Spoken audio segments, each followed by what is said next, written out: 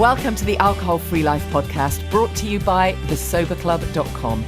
I'm Janey Grace. This is for you if you've quit the booze or you'd like to, or maybe you're just sober curious. I'll bring you tips and motivation without any judgment, and there'll be inspiration from experts, quit-lit authors, and sober heroes.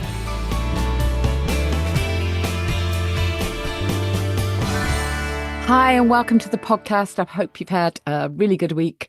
It is such an important milestone for me next week because I've actually realised that I am going to be 3,000 days sober.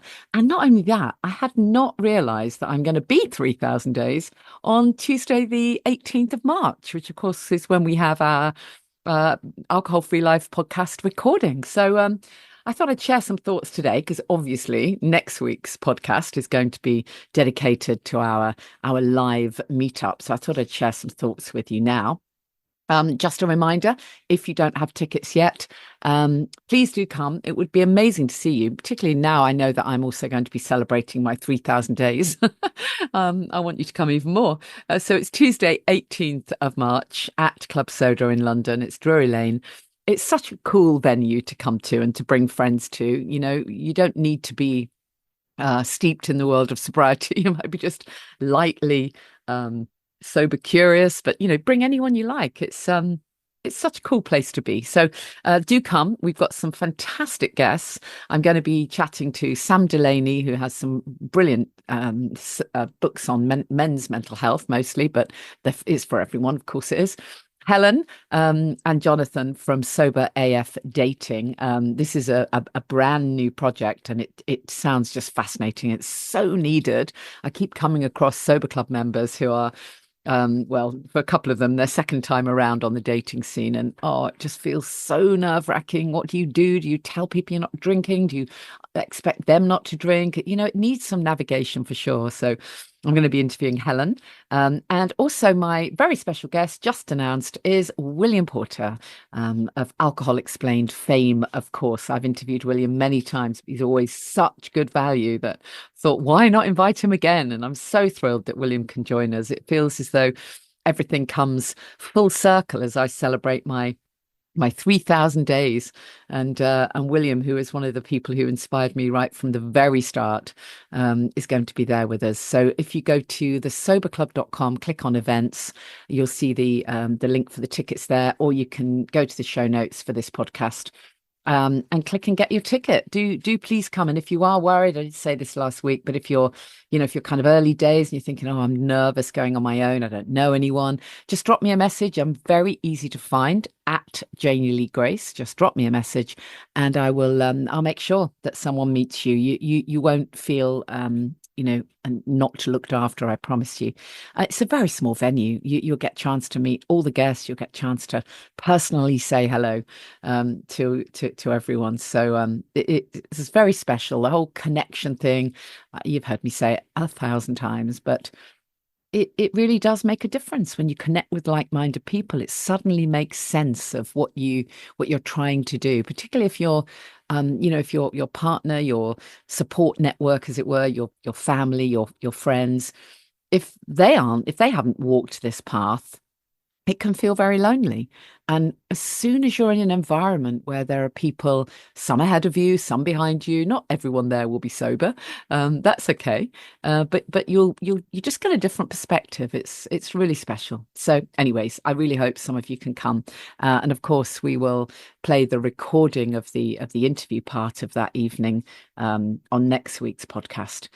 So that's why I thought I would take the time today just to share some thoughts, really, of what it feels like to be celebrating 3,000 days of sobriety. It's just incredible, over 7 years of navigating life with my eyes open, with a clear mind, with a heart no longer numbed out. And you probably know, if you've heard this podcast before, that I really love focusing on the fact that sobriety is not about what I left behind. It's about everything I've gained, the clarity, the deeper relationships, the true sense of self, and more. And so I want to just share, I've made some notes and I want to share some of the most profound lessons from this journey. I've shared lots of them before, but I'll just sum them up again in another way. And you never know, it might resonate with someone. Um, there have been so many benefits, there have been so many surprising shifts, and some truths really that have come about that I didn't know about when I first quit. So whether you're sober or sober curious or just vaguely interested in what life might look like on the other side, then I hope some of these insights might be of interest to you. So, number one, the obvious wins from sobriety. This is the stuff that we expect. This is the obvious things that when people decide they're going to quit, they're expecting these wins, but actually they matter less than we think. So the things that we all kind of assume that will happen when we quit drinking, well, they are all true. So let's start with better health. Not that that matters less, it's hugely important. But yeah, it's a thing. No more waking up feeling absolutely hideous. No more hangovers. No more waking in the middle of the night wondering how the hell I'm going to get through the next day. Saying those prayers, oh, please, God, please just, I promise I'll never drink again as long as you don't let me have a hangover because I've got a really busy day. So please, no more kind of bruises where you've knocked into something and you don't remember. No more awful, wobbly, disrupted tummy. I won't go into details there. My body healed, it literally healed. And all kinds of unusual things happened to me. I'm very fortunate that I didn't have, or at least I didn't think I had ill health, but there were surprising benefits, like my eyesight got better. I mean, I've got really poor eyesight, but within my parameters, it got a little better. It certainly meant I could put some contact lenses in, whereas most days when I was waking up, after having drunk the day before, I certainly couldn't get my contact lenses in. So there were little things like that. My hair got shinier. I definitely talk about sober hair. And of course, you look better. There's no doubt about it. You look better. It genuinely is the best anti-aging hack ever. I mean, either that or I just don't care as much. And you know what? Either will do. The energy that you feel is on a different level. I used to think that I was, someone with a huge amount of energy. But now, yeah, it's incredible. I really do have so much more energy than I had back then, even though, clearly I'm older. There really is the opportunity for your energy to skyrocket for the things you want to do. But I think you are more able to get things in proportion as well. And that's important. The emotional well-being, I mean, I'll touch on it again in a while, but the emotional well-being is so profound. It's really difficult to even document it, to even go into detail about the difference that it made. I didn't used to think that I was an especially anxious person until I wasn't anymore, until I had this sense of contentment. It's an interesting word, isn't it? Contentment. Um, or is it joy? I mean, I think they're linked. And yet I don't think I'd ever used either of those words. Well, certainly not for a lot of years. Because I always felt frantic. I always felt like I was on the back foot. I always felt panicky. And when you quit alcohol, it's as if you can come back to balance for yourself, despite what's going on, because, all of life doesn't become perfect instantly. But despite what's going on, you can bring yourself back to balance. And when things are okay, you can feel that sense of contentment. Whereas before, for me, it was always, well, however good anything was, I mean, I always want more, bigger, better, faster, more. That was me. The other thing that everyone expects is that they'll have more money. because drinking's expensive, right? That it's not just the cost of the alcohol, it's the fact that, it doesn't count, does it? When you're buying a round of alcohol, it doesn't count. And then there's the extra taxi fares, the Uber home, the fact that you will need to buy some to have at home as well. The hangover cure, terrible food that you find yourself stuffing in late at night. It's expensive. Now, I did save an awful lot of money, but in fairness, I also redistributed that money. And I'm really grateful that I did. I caught on early on to my own tip now for you, which is to get a glass vase or a jar and go and get cash out, cash. You remember that? Go and get what you would actually have spent on alcohol in any given week. You might give yourself a shock if you're honest, and put that in the jar or the vase. It's an incredible visual representation of what would have been, well, let's be clear, pissed away, right? So when you can see that money, it's like, wow. Okay, so that's what I would have literally wasted. Now I'm going to repurpose some of that money and focus it on self-care. Use that money to actually treat yourself to something that really is a treat for you. A sharper mind, I think, is something that everyone expects they will get. And you really do. There is a mental clarity that I had no idea I was missing. I did not think that I was brain foggy or woolly. I didn't think I was, but I found that ideas flowed so much easier. I had such a sense of clarity on conversations, on arguments. I mean, if you're a parent, it just helps tremendously to have that sharper mind. When you're dealing with teenagers, you need to be on it. You need to be at the top of your game. So that's another real amazing benefit, that the kind of thing that everyone expects. And those things are great, but they aren't the reason that I stayed sober. If we only quit alcohol for those surface level benefits and that's it's easy to drift back then when we feel that life gets hard. And that's why, I like to talk about the real transformation. It's what goes on beneath all of that. So I'm going to share with you some of the surprising lessons that sobriety taught me, something that I hadn't necessarily been expecting. They weren't to do with my body or my productivity. They were to do with my identity. So lesson number one, sobriety is a masterclass in authenticity. It really is. When I quit alcohol, I had to ask myself, who am I now then? Because I was drinking for so many years. It was who I thought I was. I was, the life of the party, the fun girl. The guys at the BBC used to say, "Oh, we like Janey when she's taking a drink." What they meant was I was probably, I don't know, inappropriate and loud. I dread to think, actually, but that's who I thought I was. That extroverted, very loud, probably very pushy person, actually. It makes me shudder now I think back.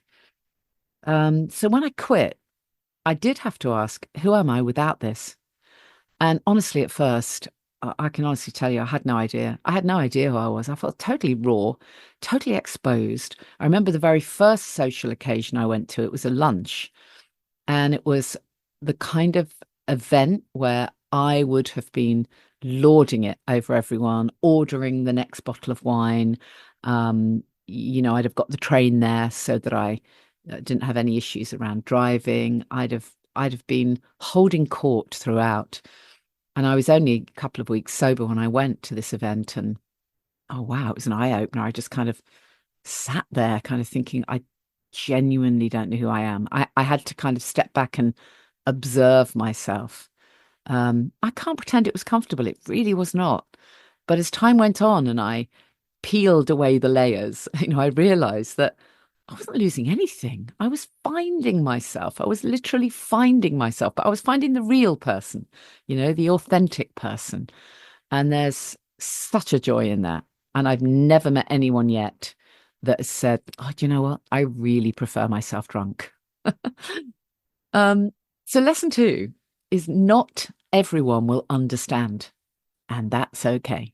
When you quit alcohol, there will be some people that cheer you on, particularly if you join us in the sober club. Will absolutely cheer you on, will become your cheerleaders.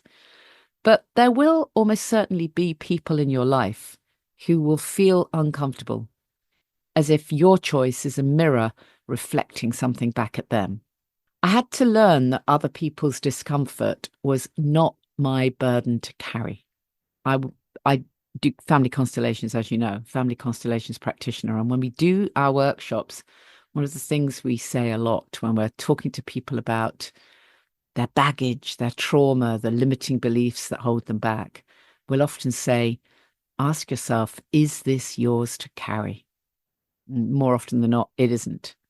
And other people's discomfort around you being sober is absolutely not yours to carry.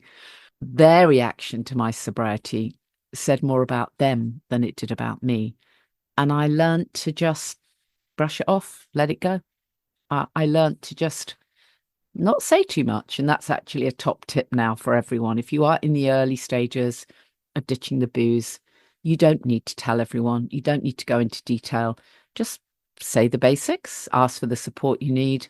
And if someone starts to sober shame you or nag you for a debate or push you for an argument, just smile sweetly and say, hey, let's have a chat in 6 months and change the subject.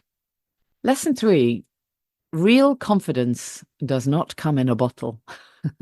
For years, I thought that alcohol was what made me confident. And I've had lots of guests on the podcast. So many of them have said that they started drinking when they were young because they felt it gave them confidence. But of course, real confidence is never at the bottom of a glass, is it? It's found in being unapologetically you. And I love the quote from Brené Brown, who says, true belonging doesn't require us to change who we are. It requires us to be who we are. And I think sobriety gives you that. I think it's really hard to really properly know who you are when you're still drinking. Relationships, the hard and beautiful truth I've written here. Sobriety changed my relationships. It changed some for the better, some not so much. There were some friendships that faded, and I've said on this podcast, lots of sober club members, lots of people who've come to me for coaching have admitted that it's one of their biggest fears of quitting alcohol, that they won't be able to keep their friendships, their friends won't accept them. And so what are they going to do? How are they going to socialize? Actually, the reality is the people who are your real friends tend to come along for the ride. They're still around. They may not make the same choices as you, and that's okay, but they remain supportive. And the ones for whom this is uncomfortable, or for who really you were just drinking buddies, they naturally fall away. You don't actually have to do anything. And I really found that to be true.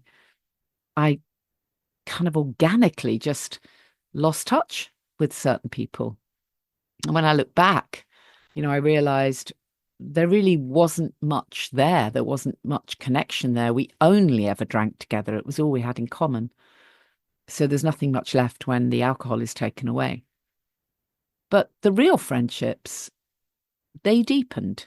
Sobriety forces you to be really present. You become a much better friend, actually, because you really listen to people, you remember their stories, you show up fully.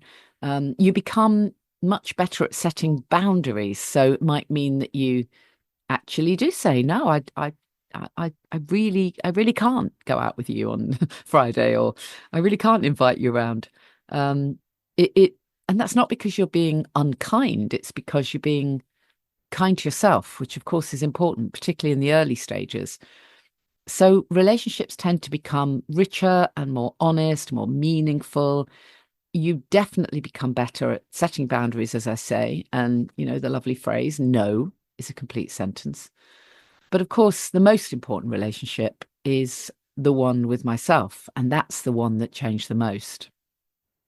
So I think probably everyone listening to this knows that I have spoken many times about the fact that I was queen of holistic living, queen of spirituality, working on Hay House Radio, interviewing self-help and self-love gurus, and I knew everything there was to know. Probably, if you wanted to set me an exam about self-love and meditation and all of that stuff, but I had no concept of it for myself.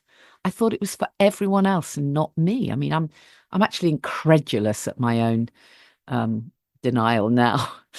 I used to avoid my own deepest thoughts. If there was silence, I'd fill it. Um, I couldn't meditate despite rocking up for meditation. I just had to use the time to accept that I was going to write a shopping list. I now know why. I now know that it's really hard. It really is hard to be authentic, to raise your vibration, as that lovely saying goes. You can't raise your vibration when you're pouring toxic liquid in. Glennon Doyle says, I will not stay, not ever again, in a room or conversation or relationship or institution that requires me to abandon myself. Isn't that powerful?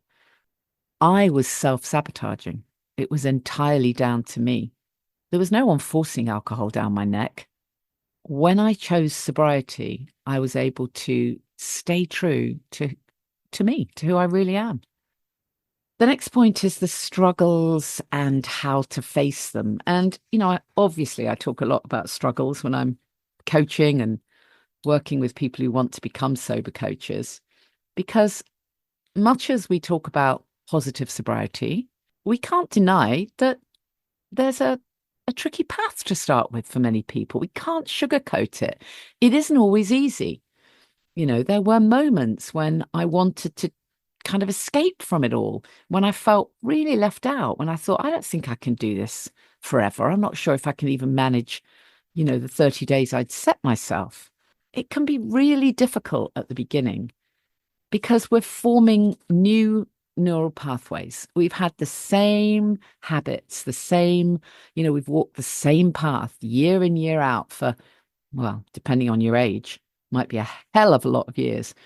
If you start drinking when you're young, you might have had a few breaks along the way. In my case, I had some breaks for pregnancies, and that's probably about it. So it's a crazy amount of time to be drinking. And all of those neural pathways were in place. My unconscious mind knew that, when it was 6 o'clock, I reached for a drink. If it was a sunny day, I'd have a drink. If I was celebrating a work thing, of course I'd have a drink. With certain groups of people, I'd have a drink.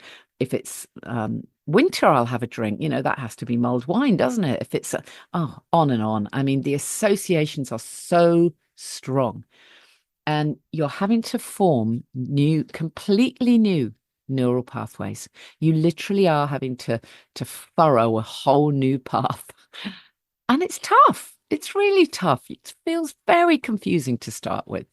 And you get cravings that feel very real, and it feels as though if I don't have this now, I don't know what I'm going to do. I'm just going to burst.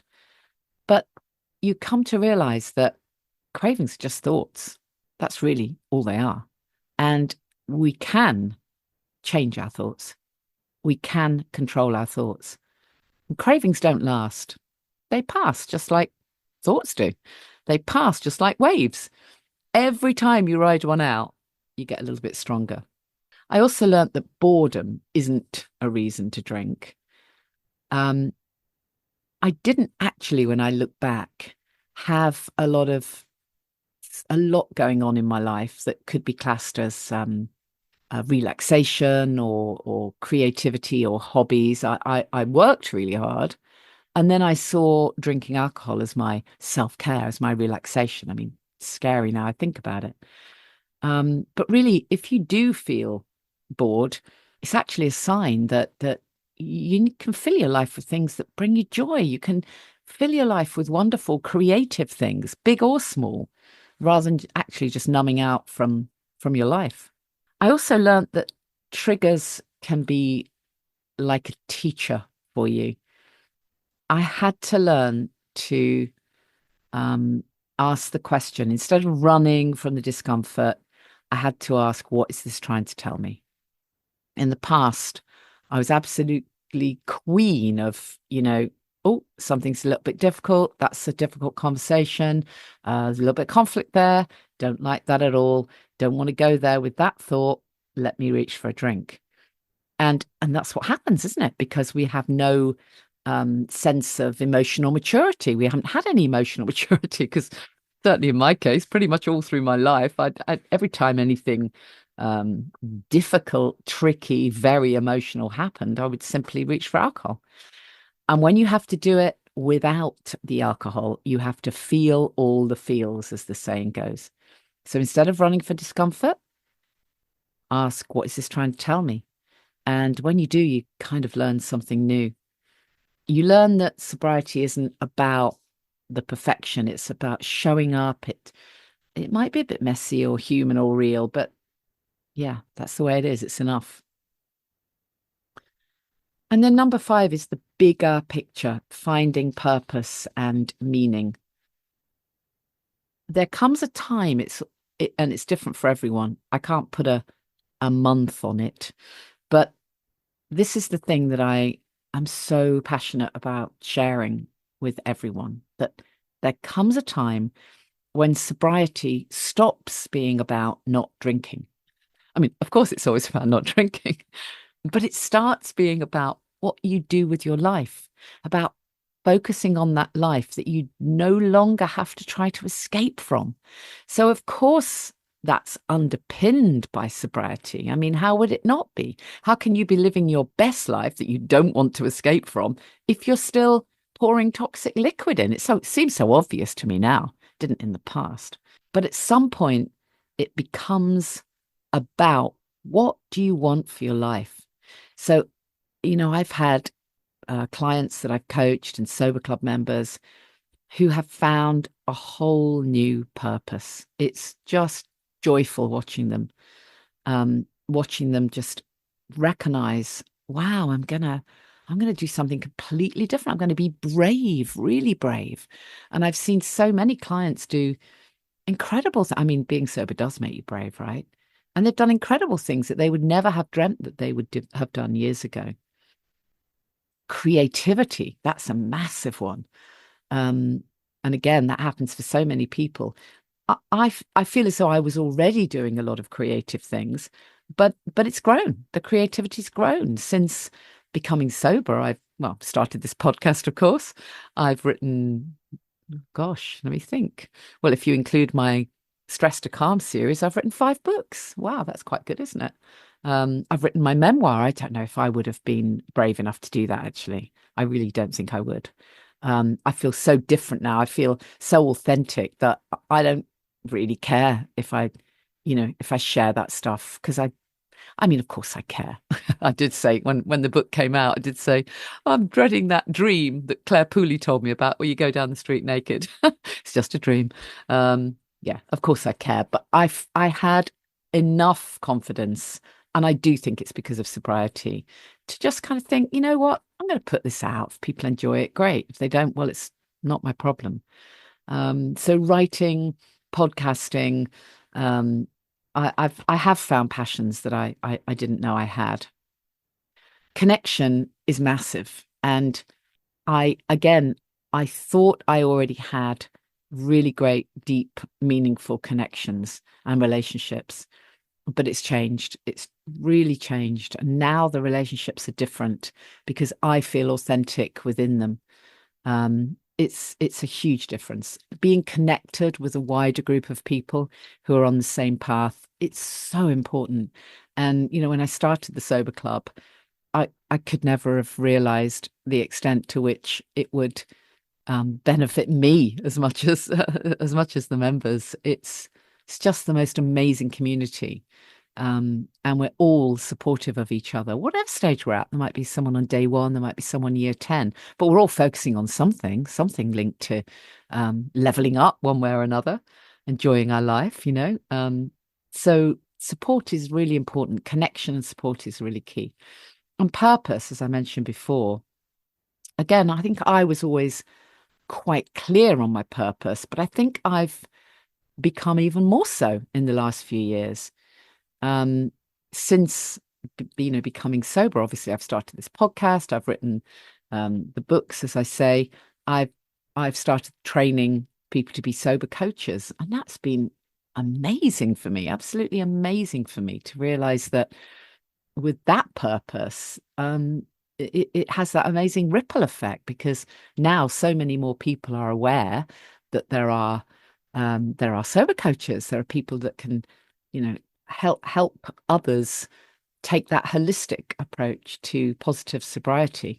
So it helps you realize that, you've got more to give, more to do. Um, you don't need to have it all figured out to get started, but it's very exciting when people recognize, oh wow, I do know what my passion is. Um, the famous Marianne Williamson quote, your playing small does not serve the world. It's something that I say to the sober coaches all the time. If they're a little bit worried about getting themselves out there, starting their business, that's the kind of quote I often give them, because actually, if you are enthusiastic about what you do, if you're enthusiastic about your well-being, it's fantastic to, share it with other people. So just a few final thoughts then. I've been reflecting on my 3,000 days of sobriety. And if you're listening to this and you're wondering if your life could be better without alcohol, then, spoiler alert, yes. A million times, yes. It is not about missing out. You've heard me say, I won't let anyone use the phrase giving up. You're not giving up anything. You're only gaining. It is not about missing anything. It's about stepping into your real life, your real self, your real potential. And if you've got those doubts that, oh, I don't think I can do it forever, then I wouldn't worry about forever. I always tell people to set themselves a challenge. Focus on today. If you're going to set yourself a challenge, ideally make it a minimum of 30 days, because you want something to focus on, right? But commit to focusing on everything that you're gaining. So looking back 3,000 days ago, I could never have imagined what was coming. I knew that my life had to change. I knew that I felt very shaky, bloated, scared, hated the fact that I was getting older, really concerned about niggling health things. I knew I was drinking too much. I knew everything was spiraling down, even though I hadn't had a rock bottom moment. God knows whether I would have done not long after. I knew I had to get away from the pain of drinking, but I couldn't imagine a life without alcohol. But now, oh my God, if you gave me millions of quids, I would not take even a sip. Why would I do that? Why? I wouldn't trade this for anything. I really would not trade this for anything. So if these insights resonated with you, let me know. I'd love to hear your thoughts. Let me know some insights from your own days of sobriety. Or maybe if you're sober curious, if you're just starting out, then that's okay. Start where you are and get some support, get some help. In the Sober Club, someone in our group this week put a lovely post up saying, I am 7 days sober.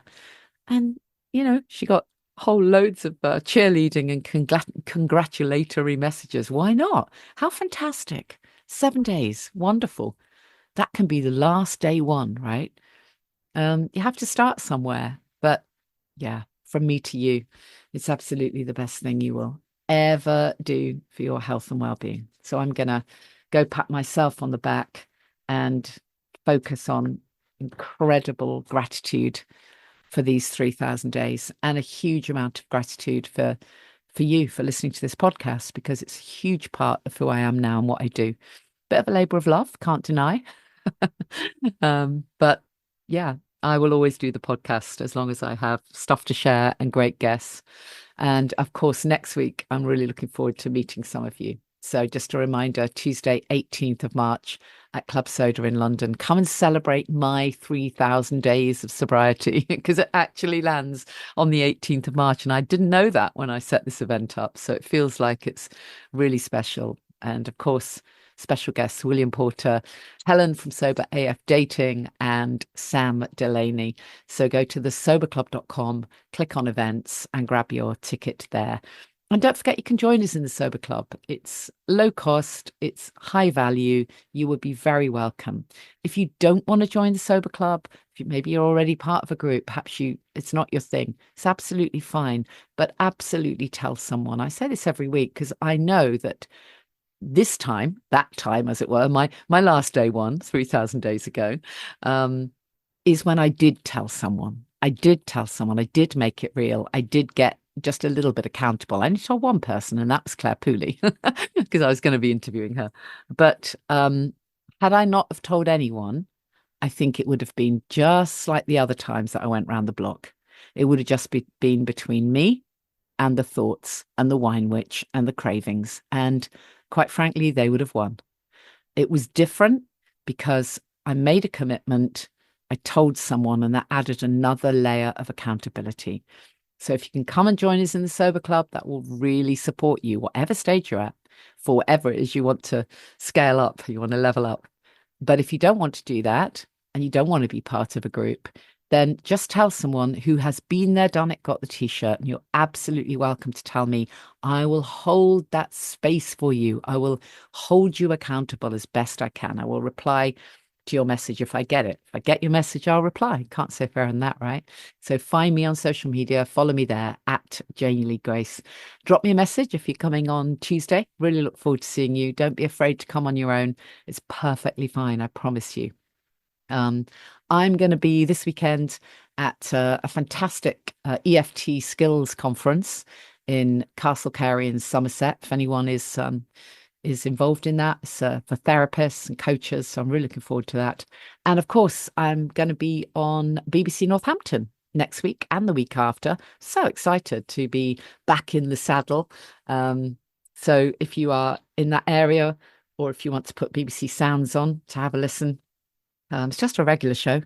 It's going to be really good fun for me, because it's kind of in my blood, right? The radio stuff. So I'm looking forward to that. So join me if you can on BBC Radio Northampton for from the 17th to the 28th, weekdays from 10 till 2.